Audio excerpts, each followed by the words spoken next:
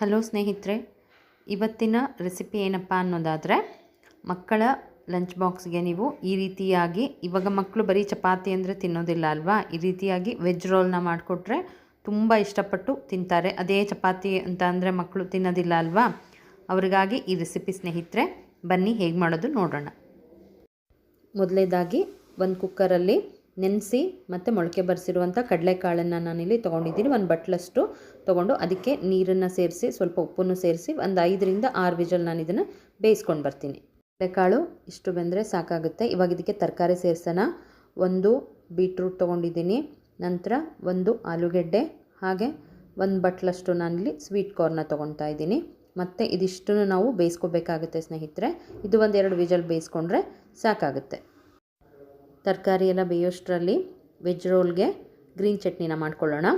Green chutney ಮಾಡೋದಕ್ಕೆ ಒಂದು mixie ಜಾರ್ಗೆ ನಾನಿಲ್ಲಿ ಒಂದು ಹಿಡಿಯಷ್ಟು ಪುದೀನ ತೊಗೊಂಡಿದ್ದೀನಿ, ಹಾಗೆ ಒಂದು ಹಿಡಿಯಷ್ಟು ಕೊತ್ತಂಬರಿ, ಹಾಗೆ ಒಂದು ಸ್ವಲ್ಪ ಶುಂಠಿ ಮತ್ತು ಬೆಳ್ಳುಳ್ಳಿ, ಹಾಗೆ ಇದಕ್ಕೆ ಸ್ವಲ್ಪ ಉಪ್ಪನ್ನು ಕೂಡ ಸೇರಿಸ್ಕೊಂಡು ನಾನು ಇದನ್ನು ಮಿಕ್ಸಿ ಮಾಡ್ಕೊಳ್ತೀನಿ. ಸ್ವಲ್ಪ ಇವಾಗ ಉಪ್ಪನ್ನು ಕೂಡ ಸೇರಿಸ್ಕೊಳ್ತಾ ಇದ್ದೀನಿ. ಉಪ್ಪು ಹಾಗೆ ಇದಕ್ಕೆ ಗಟ್ಟಿ ಮೊಸರನ್ನು ಕೂಡ ಸೇರಿಸ್ಕೊಳ್ತಾ ಇದ್ದೀನಿ. ಇಷ್ಟನ್ನು ಹಾಕಿ ನಾವೀಗ ಇದನ್ನು ಮಿಕ್ಸಿ ಮಾಡ್ಕೊಂಡು ಬರೋಣ. ನೋಡಿ, ಗ್ರೀನ್ ಚಟ್ನಿ ಇವಾಗ ತಯಾರಾಗಿದೆ. ಬನ್ನಿ ಇವಾಗ ವೆಜ್ ರೋಲ್ ಮಾಡೋದಕ್ಕೆ ತರಕಾರಿ ಎಲ್ಲ ಬೆಂದಾಗಿದೆ, ಕಾಳೆಲ್ಲ ಚೆನ್ನಾಗಿ ಬೆಂದಾಗಿದೆ. ಇವಾಗ ಇದನ್ನು ನಾವು ನೀಟಾಗಿ ಸ್ಮ್ಯಾಶ್ ಮಾಡ್ಕೊಳ್ಳೋಣ. ಚೆನ್ನಾಗಿ ಸ್ಮ್ಯಾಶ್ ಮಾಡ್ಕೊಂಡಿದ್ದಾದಮೇಲೆ ನಾವು ವೆಜ್ ರೋಲ್ಗೆ ಪ್ಯಾಟೀಸ್ನ ತಯಾರಿಸ್ಕೋಬೇಕಾಗುತ್ತೆ. ಹಾಗಾಗಿ ಚೆನ್ನಾಗಿ ನಾವಿಲ್ಲಿ ತರಕಾರಿ ಮತ್ತು ಕಾಳುಗಳನ್ನ ಚೆನ್ನಾಗಿ ಬೇಯಿಸ್ಕೊಂಡಿರೋದ್ರಿಂದ ಬೇಗನೆ ಸ್ಮ್ಯಾಶ್ ಆಗೋಗುತ್ತೆ. ನೀಟಾಗಿ ಇದನ್ನು ಸ್ಮ್ಯಾಶ್ ಮಾಡ್ಕೊಂಡಿದ್ದಾದಮೇಲೆ ಇವಾಗ ಇದಕ್ಕೆ ಬೇಕಾದಂಥ ಮಸಾಲೆಗಳನ್ನು ಸೇರಿಸ್ಕೊತಾ ಬರೋಣ. ಮೊದಲೇದಾಗಿ ಒಂದು ಅರ್ಧ ಚಮಚದಷ್ಟು ಗರಂ ಮಸಾಲ ಹಾಕ್ಕೊಳ್ತಾ ಇದ್ದೀನಿ, ಮತ್ತು ಅರ್ಧ ಚಮಚದಷ್ಟು ಜೀರಾ ಪೌಡರು, ಮತ್ತು ಸ್ವಲ್ಪ ಆರಿಗ್ಯಾನೋ ಕೂಡ ಹಾಕ್ಕೊಳ್ತಾ ಇದ್ದೀನಿ. ಇದರಿಂದ ಫ್ಲೇವರ್ ತುಂಬ ಚೆನ್ನಾಗಿ ಬರುತ್ತೆ ಪ್ಯಾಟೀಸ್ದು. ಮತ್ತು ಉಪ್ಪನ್ನು ಕೂಡ ಸೇರಿಸ್ಕೊಳ್ತಾ ಇದ್ದೀನಿ. ನಂತರ ಒಂದು 1/4 ಚಮಚದಷ್ಟು ಚಾಟ್ ಮಸಾಲ ಕೂಡ ಸೇರಿಸ್ಕೊಳ್ತಾ ಇದ್ದೀನಿ. ಚಾಟ್ ಮಸಾಲ ಮತ್ತು ಖಾರದ ಪುಡಿ ಮಸಾಲೆಗಳೆಲ್ಲ ಹಾಕಿದ್ಮೇಲೆ ಇವಾಗ ಇದು ನಮಗೆ ಒಂದು ಬೈಂಡಿಂಗ್ ಬರೋದಕ್ಕೋಸ್ಕರ ಒಂದು 2 ಚಮಚದಷ್ಟು ನಾನು ಇದಕ್ಕೆ ಕಡಲೆ ಹಿಟ್ಟನ್ನು ಸೇರಿಸ್ಕೊಳ್ತಾ ಇದ್ದೀನಿ. ಮಸಾಲೆಗಳೆಲ್ಲ ನೀಟಾಗಿ ಬೆರೆಯೋ ರೀತಿಯಲ್ಲಿ ನಾವು ಇದನ್ನು ಕಲಿಸ್ಕೋಬೇಕಾಗುತ್ತೆ. ನೋಡಿ, ಈ ರೀತಿಯಾಗಿ ಕಲಿಸ್ಕೊಂಡಿದ್ದೀನಿ. ಇವಾಗ ನಾವು ಇದನ್ನು ಕಾದಿರೋ ಎಣ್ಣೆಗೆ ಹಾಕ್ಕೊಳ್ಳೋಣ. ಒಡೆ ರೀತಿಯಲ್ಲಿ ನಾವು ಇದನ್ನು ಕರ್ಕೊಳ್ಬೇಕಾಗುತ್ತೆ ಸ್ನೇಹಿತರೆ. ನೀಟಾಗಿ ಇದನ್ನು ಫ್ರೈ ಮಾಡ್ಕೊಳ್ಬೇಕಾಗುತ್ತೆ. ಮೀಡಿಯಮ್ ಉರಿನಲ್ಲಿ ಫ್ರೈ ಮಾಡ್ಕೊಳ್ಳಿ, ಇಲ್ಲಾಂದರೆ ನೀಟಾಗಿ ಒಳಗಡೆಗೆ ಬೇಯೋದಿಲ್ಲ. ನೋಡಿ, ಈ ರೀತಿಯಾಗಿ ನಾನು ಮೀಡಿಯಮ್ ಉರಿನಲ್ಲಿ ಚೆನ್ನಾಗಿ ಫ್ರೈ ಮಾಡ್ಕೊಳ್ತಾ ಇದ್ದೀನಿ. ನೋಡಿ, ಮೀಡಿಯಮ್ ಉರಿನಲ್ಲಿ ಗೋಲ್ಡನ್ ಬ್ರೌನ್ ಬರೋ ರೀತಿಯಲ್ಲಿ ಚೆನ್ನಾಗಿ ಇದನ್ನು ನಾವು ಫ್ರೈ ಮಾಡ್ಕೋಬೇಕಾಗುತ್ತೆ. ಇದು ಹಾಗೆ ತಿನ್ನೋದಕ್ಕೂ ತುಂಬ ಟೇಸ್ಟಿಯಾಗಿರುತ್ತೆ ಸ್ನೇಹಿತರೆ. ಈವ್ನಿಂಗ್ ಸ್ನ್ಯಾಕ್ ಅಂತೂ ತುಂಬ ಟೇಸ್ಟಿಯಾಗಿರುತ್ತೆ. ಒಡೆ ರೀತಿಯಲ್ಲಿ ತುಂಬ ಚೆನ್ನಾಗಿರುತ್ತೆ. ನೀವು ಬೇಕಿದ್ರೆ ಮಕ್ಕಳಿಗೆ ಈ ರೀತಿಯಾಗೂ ಕೂಡ ಹಾಗೆ ತಿನ್ನೋದಕ್ಕೂ ಕೂಡ ಕೊಡ್ಬೋದು. ನಾನಿವಾಗ ಫ್ರೈ ಮಾಡಿಕೊಂಡು ಒಂದು ಟಿಶ್ಯೂ ಪೇಪರ್ಗೆ ಎತ್ತಿಟ್ಕೊಳ್ತಾ ಇದ್ದೀನಿ. ಇವಾಗ ನಾವು ಆಲ್ರೆಡಿ ಮಾಡಿಟ್ಕೊಂಡಿರುವಂಥ ಚಪಾತಿಗೆ ನಾನಿವಾಗ ಗ್ರೀನ್ ಚಟ್ನಿ ಏನು ಮಾಡಿಟ್ಕೊಂಡಿದ್ವಲ್ವ ನಾವು, ಅದನ್ನು ನೀಟಾಗಿ ನಾನಿಲ್ಲಿ ಸ್ಪ್ರೆಡ್ ಮಾಡ್ಕೊಳ್ತಾ ಇದ್ದೀನಿ.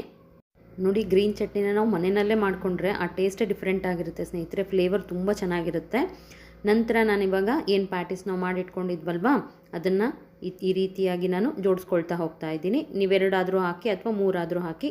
ನಾನಿವಾಗ 3ನ್ನ ಈ ರೀತಿಯಾಗಿ ನೀಟಾಗಿ ಜೋಡಿಸಿ ಇಟ್ಕೊಳ್ತಾ ಇದ್ದೀನಿ.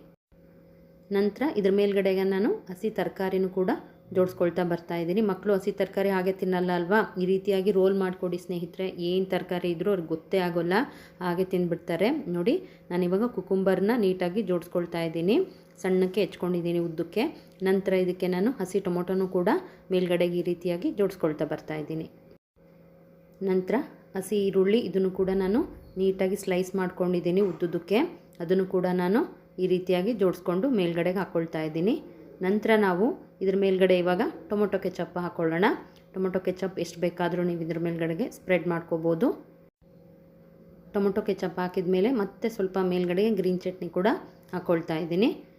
ನಾವಿವಾಗ ಇದನ್ನು ನೀಟಾಗಿ ಮೇಲ್ಗಡೆಗೆ ಮಡಚಿ ರೋಲ್ ಮಾಡ್ಕೊಳ್ಳೋಣ. ರೋಲ್ ರೀತಿಯಲ್ಲಿ ಮಾಡೋಣ ಇವಾಗ ಇದನ್ನು. ನೋಡಿ, ಈ ರೀತಿಯಾಗಿ ನಾನು ಇದನ್ನು ನೀಟಾಗಿ ಮಡಚ್ತಾ ಇದ್ದೀನಿ, ಕವರ್ ಮಾಡ್ತಾ ಇದ್ದೀನಿ.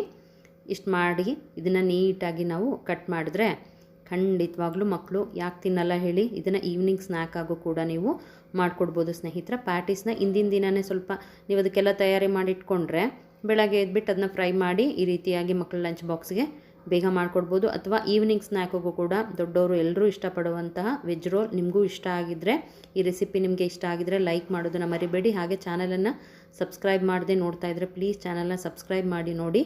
ಹಾಗೆ ಇನ್ನೊಂದು ವಿಡಿಯೋ ಜೊತೆಗೆ ಬರ್ತೀನಿ. Thanks for watching.